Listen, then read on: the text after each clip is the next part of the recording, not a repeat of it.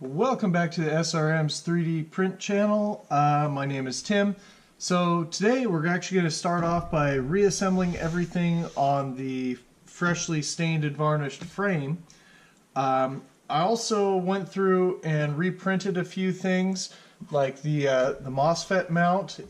I reprinted it in the same silver PLA that I've done all the other fittings out of, so I don't have to use that one that doesn't color match.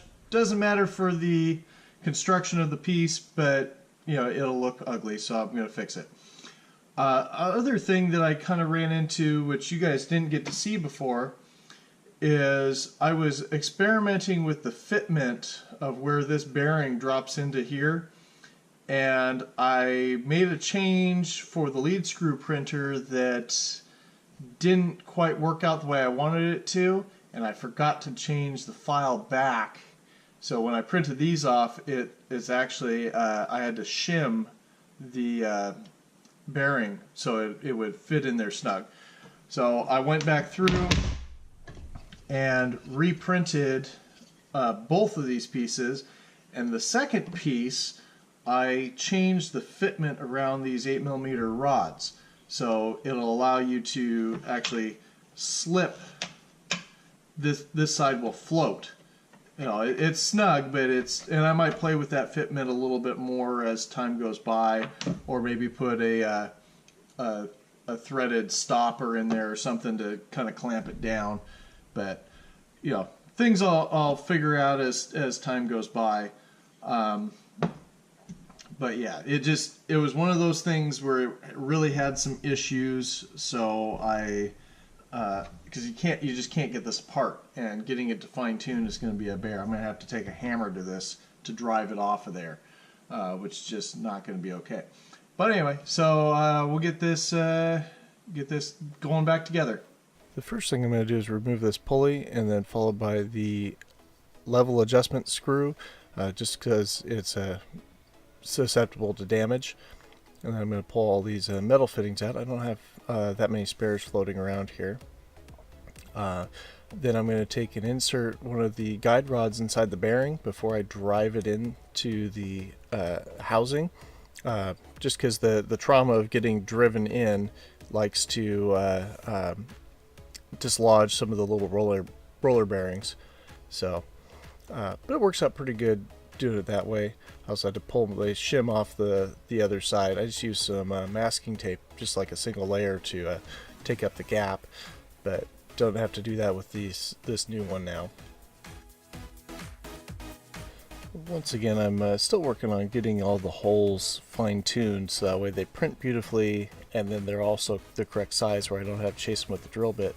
Around this lead screw nut, though, because of the wall thickness around that, it's very difficult to get the thickness I want to have it print correctly.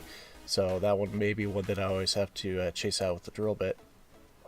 Another change I made to this assembly was on where the stepper motor attaches there.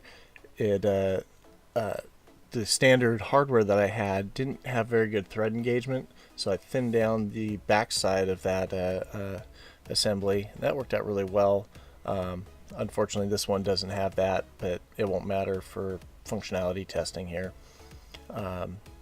And then just chasing out some of these holes for the 8mm rods, and here's where I discovered that servo wasn't fitting good, so I just recessed the screws a little bit so I can get just a smidgen more engagement.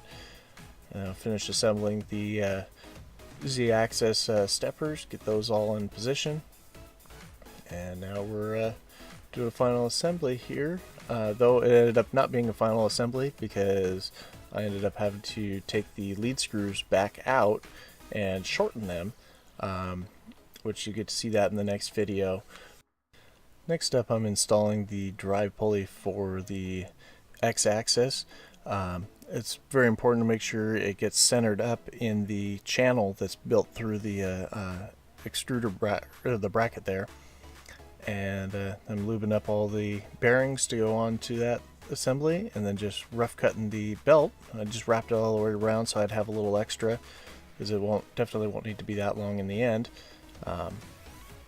because it's a lot easier to feed that belt while it's all apart.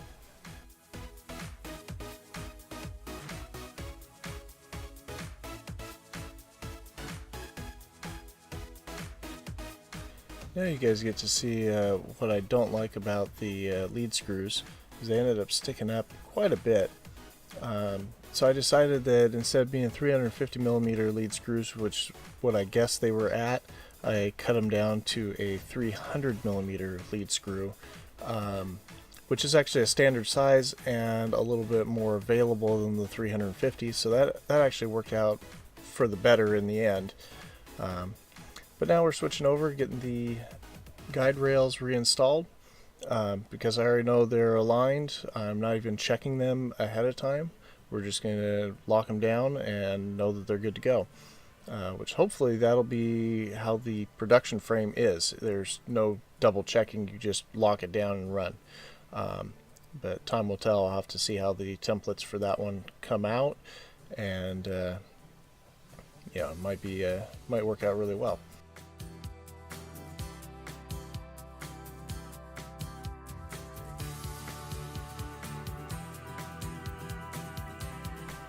I'm finally breaking down and cutting out the frame for the heated beds. My biggest mistake, however, was I grabbed the wrong template. This is one of the early ones before, that I found a fitment issue on, and I forgot to discard it. So now here I am just trying to realign everything because it's just not right. So I'm going to just manually put the beds in, which will give me a good reference point, and then I can go back through. Good news is the template actually, the inside-outside dimensions were correct on it, so that was fine. It was just hole locations for the bed that were off.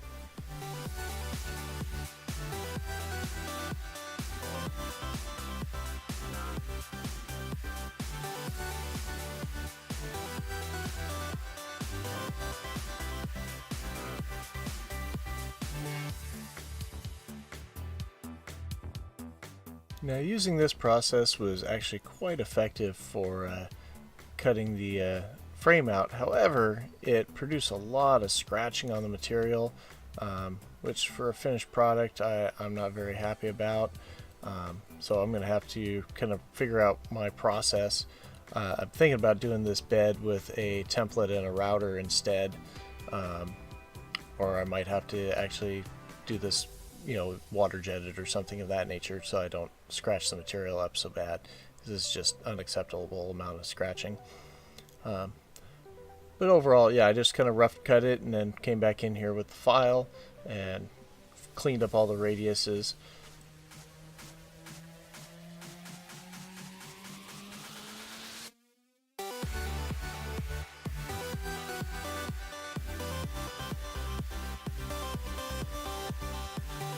Now when I marked all these holes, I used a hole transfer punch initially, so I'm just going through with a regular punch to open them up a little bit, so that way when I drill them, the bit doesn't wander around at all. It just chases it really beautifully. And first I'm chasing everything with a 3/16 drill bit, I think is what I ended up using, and then I'll chase out the ones that need to be bigger with bigger bits. I think I'm doing 1/4-inch holes for the guide rail bearing blocks, and then of course going through and chamfering all the holes when I'm all done. Here I'm removing my temporary guides, which were printed off of the same file that I used for the alignment fixture, so I know that the first thing that I laid out should be correct for the other. I did run into an issue where this back bearing was actually bound up. I ended up tearing it all down and reconditioning it, but for just right now I ended up throwing a different bearing in there just to make it flow beautifully. Alright, so I'm going to call this a good stopping point. I got the base plate all mounted, and the issue you saw was actually why it was binding up so bad was actually the bearing that used to be back here. That is the first time I have seen one of these bearings come that was actually machined wrong. It was machined almost a full millimeter taller than the remaining 3.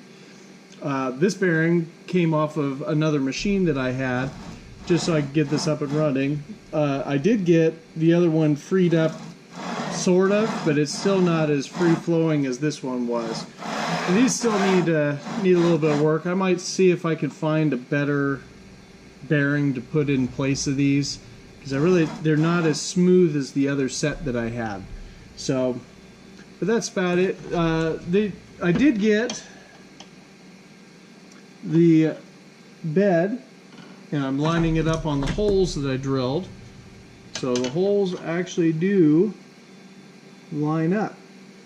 So I'm hoping that when this is all said and done, that these will sit close enough that I can just run it without a top plate over it.